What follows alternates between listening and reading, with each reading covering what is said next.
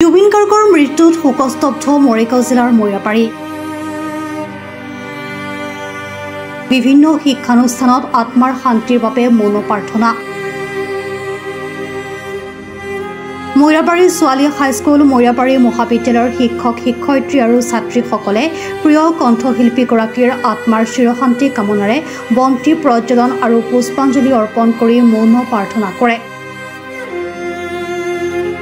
ৰাতিপুৱা প্ৰাৰ্থনাৰ সময়ত অঞ্চলটোৰ প্ৰায়সমূহ বিদ্যালয়ত মৌন প্ৰাৰ্থনাৰে বিদ্যালয় আৰম্ভ কৰা হয়। অৱগত আমি ইয়াত একত্ৰিত হৈছোঁ। আমাৰ প্ৰফেচৰ জলিলুদ্দিন আহমেদে কোৱা ধৰণে আজি সঁচাকৈয়ে যিমান শোকসভাত অংশগ্ৰহণ কৰিছোঁ, আটাইতকৈ হয়তো আমাৰ যিটো আমাৰ বডি লেংগুৱেজত সকলো বডি লেংগুৱেজত প্ৰকাশ পাইছে, আটাইতকৈ বেছি মৰ্মাহত হোৱা শোকসভা চাগে এইটোৱেই।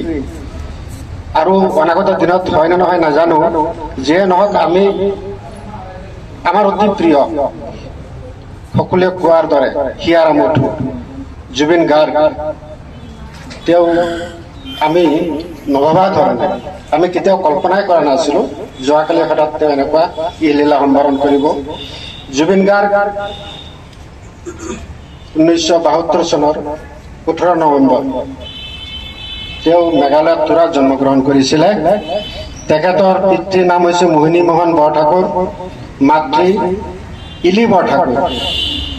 জুবিন গাৰ্গ সৰুৰ পৰাই এনেকুৱা এটা পৰিয়ালত জন্মগ্ৰহণ কৰিছিল য'ত তেখেত সংগীতৰ চৰ্চা প্ৰথমবাৰৰ পৰা আছিলে। তেওঁৰ দেউতাক মোহিনী মোহন বৰঠাকুৰ কপিল ঠাকুৰ ছদ্মনামেৰে তেওঁ, মই 2-4টা কথা যিকেইটা মই শিকিছোঁ তোমালোকৰ লগত শ্বেয়াৰ কৰি আছোঁ আজি। তেওঁ কবিতা লিখিছিলে, গান লিখিছিলে। তেওঁৰ দেউতাক কপিল ঠাকুৰ ছদ্মনাম। সেইদৰে তেওঁৰ মাতৃ ইলি বৰঠাকুৰ নৃত্য শিল্পী আছিল, তেওঁ বিখ্যাত গায়িকাও আছিলে। তেনেকুৱা এটা পৰিয়ালত জুবিন গাৰ্গৰ জন্ম হৈছিল। নিউজ ডেস্ক ৰিপৰ্ট, ৰাতটাই ডিজিটেল। অসমৰ সংবাদ জগতখনৰ বাবে এক সুখৰ খবৰ। আপোচবিহীন ৰাইজৰ কণ্ঠ সাপ্তাহিক কবচ পুনৰ এবাৰ অসমৰ ৰাইজৰ মাজলৈ।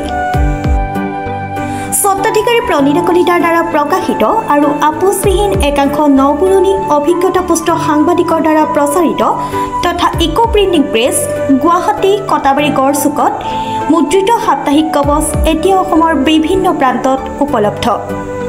আমাৰ ঠিকনা মুখ্য কাৰ্যালয় অসম ফৰেষ্ট স্কুল, হৰি মন্দিৰ পথ, গুৱাহাটী আৰু উপ কাৰ্যালয় Kalita market, Bijoynagar, Kamrup, Assam. Mobile number হৈছে 9435114666 70024728813। আমাৰ ইমেইল আইডি হৈছে kobos2025@gmail.com।